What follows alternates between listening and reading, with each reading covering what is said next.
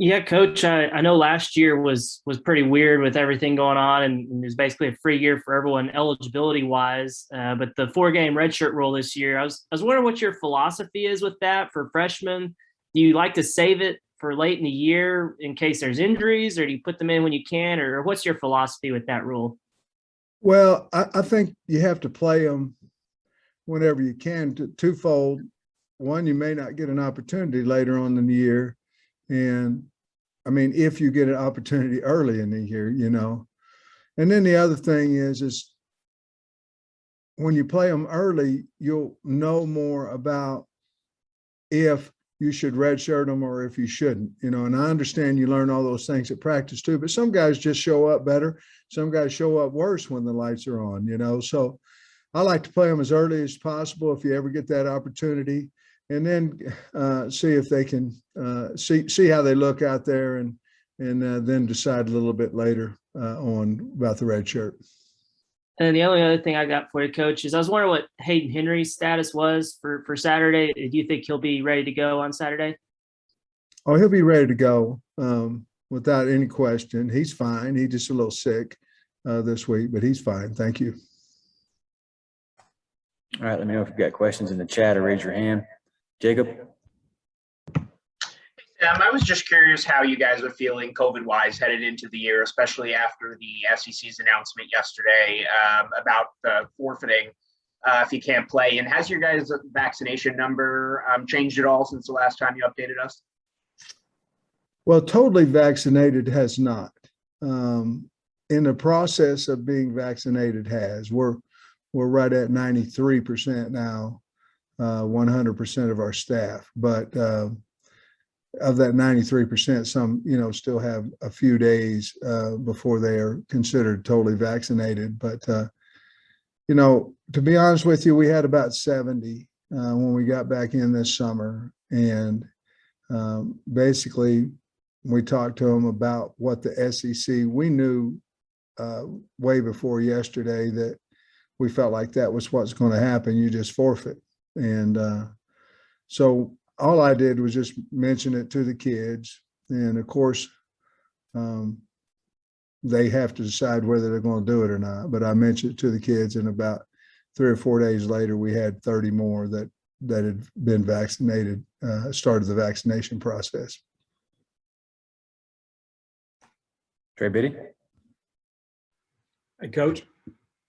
We've asked you just about everything I can think of, but I was wondering if you've done anything maybe outside the box this year that you maybe haven't done in the past. I don't know, have all the guys drinking beet juice or I don't know, doing yoga, something that's maybe different that you haven't tried. We hadn't, Trey. And I ask you questions too, because I want to make sure you're in good enough shape to do the walk and talk afterwards. But anyway, the only thing that we did different is that we did a combo period that I spoke about earlier, where we basically said, what's our worst nightmare could happen to us? And we're going to go out there and play as a team together. And it might have been one guy off the field. It might have been 4, whatever the situation may have been, where let's say Malik Hornsby played with the ones in that period every single time. So the guys get used to them. I thought that was a good idea. I think it will help us in games where the guys in there and guys aren't looking around and saying, hey, who's this guy? Or they're saying, hey, here comes our guy, and we know he can do it. So we did that. I thought it was good. And I don't know, this kind of question, it feels like is appropriate to ask, but is there any big surprises, like one single surprise that you could, whether it's a player or something about the team in general, that you can pinpoint to? It's been the biggest of camp and of the preseason for you. Your eyes can deceive you at times, and your opinion can deceive you if you don't have facts that back it up. And I was concerned about Malik Hornsby's accuracy. And I'm not for sure if every one of you guys on this that have seen our practice are going, where's his accuracy going to be? And I was concerned at some point about one's accuracy, KJ's accuracy as well. But then every night I watch tape, I watch every bit of everything, walk through everything, take a note about it. The coaches hate it whenever I come down with a bunch of notes. But as I'm doing that, the accuracy of Malik and the accuracy of KJ were quite higher throwing the football than what I believed. And so that would be probably the biggest surprise. I had an opinion about it. And then as I'm tallying up targets, it was much, much higher than what I thought it was. Thanks, Coach. Tom? Sam, looking at the depth of your defensive backfield, I'm wondering how deep you feel comfortable playing guys on Saturday, and guys like Malik Chavis or second team. If this may be as deep a secondary as you've had. I'm very comfortable with the two deep. I'm very comfortable. And then you have some threes in there that certainly have played some ball, and like a Jaden Johnson, I'm ready to see him play. But I'm very comfortable with our two deep in the secondary. Yeah, and you feel good about Catalan and Slusher being ready? Well, I don't feel good about Slusher being ready, but I feel Catalan's 100%. All right. And earlier on, you said something about when the lights come on, some certain guys do well and all. And I wonder if KJ has kind of fallen into that category for you. He certainly had for me, especially coming out of last spring. And then he went in and had a really good spring game. Not so much anymore. I think he'll be a better player on a Saturday than what he is at practice, but he's also a very fine practice player now with his accuracy. And I don't know that I could tell you I believe that throughout spring ball. I knew he was getting better, but he's a good football player. But I do think he'll shine a little bit more on Saturdays. I think that's you're right. I think he's one of those guys. Nate? Yes, Sam, with the heat that's projected Saturday, how comfortable are you if you have to expand the rotation in the defensive line and maybe even the offensive line? Very comfortable. We've rotated, tackles. We've rotated guards. We know who our backup center is. We know who our third center is on offensive line. And on defense, that's been almost a regular for us, to be honest with you. It's been, we feel like we have 8 guys that we're going to play, and we're going to play them pretty consistently. So, obviously we have, you have third down packages and things like that with your D line to get off the field, and, your best pass rushers and all that, like everybody else does. But regular down and distance, I feel really comfortable with 8 guys. With Ridgway out, if he's not able to play, I feel like, that could be 9 if he's able to play. I'm doubtful that he will, though.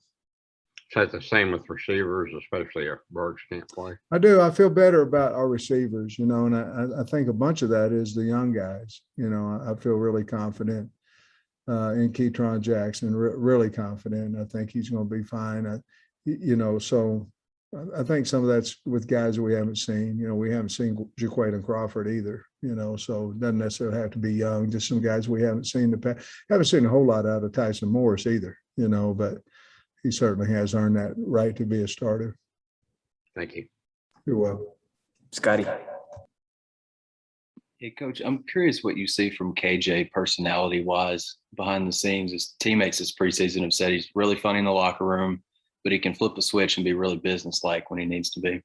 He can. I mean, I think maybe I'm like that a little bit too, but KJ is showing better leadership skills, and all those things will come around. It's hard to be a leader when you've never started a game. I mean, it really is. And we're pushing him towards that and all those things. And he's become better. I think he'll get better and better as the year goes once he gets a little bit more confidence. Just last thing for me, how do you feel about your tight ends room, as of right now? Well, that obviously I think everybody understands that's been a concern of ours. I went back and watched Aaron Outley's tape. Obviously, he had the ACL last year. I watched his high school tape, and we'd have took him 10 out of 10 again. It's just unfortunate but he's getting better shape and those things. They'll release him, be able to practice. He'll go down to scout team and help us. But if you, and of course, Landon Rogers, a guy I think can help us there too. He's light right now, but he's a willing blocker and he's, a very capable athlete. Then you look at the top three guys we have in Bax and Hudson and Henry and Kern. I don't know if I said Kern first, but Kern, Hudson, and Bax. And, I think they all played last year, so they're better now. And Kern's been a little dinged up, but I think he'll be 100% by Saturday. All right, let me know if you've got more questions. Bob? Yeah, Sam, I've always been lousy at math, so I just wanted to make sure I got the vaccine info right. So like 93% of the guys are totally vaccinated, and then there's a handful that have or are getting ready to get the first shot, or what? No, we're at 90, we're a little over 90%. I think it's like 91 fully vaccinated. And then we have another 3 that are in the process right now that have had their first shot or their last shot, depending on if it was J&J or Pfizer. So when their timetable comes up, we'll be at 93. You think it's realistic to get to 100%, or there's always going to be a couple holdouts? Well, it's up to the kids, certainly we're trying to educate it all at all times, but there are some teams that say they're 100% out there. So obviously it can be done. But for us, I don't know, I'm proud that I'm proud that we're at 93 have at least started, 93% have at least started that. And if we get more, that'd be awesome too. Okay, thanks, Sam. Thank you. All right, last call for questions. Go ahead, Hutch. Yeah, Sam, I know Keytron and Rocket, and you mentioned Jaden Johnson, you're ready to see him play, but I was wondering if there are any other freshmen that jump out to you that you expect to see them make their debuts this weekend. Let's see. Poo-Paul may play some. In the secondary, we talked about Jaden, wide receiver Keytron Jackson, maybe Bryce Stevens.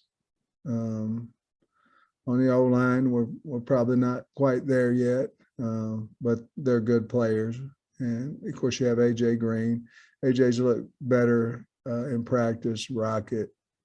Those are 2 freshmen, and I believe that's probably it. All right, that wraps us up. Thanks, Coach. Thanks, everybody. Have a great day. It's hot out there.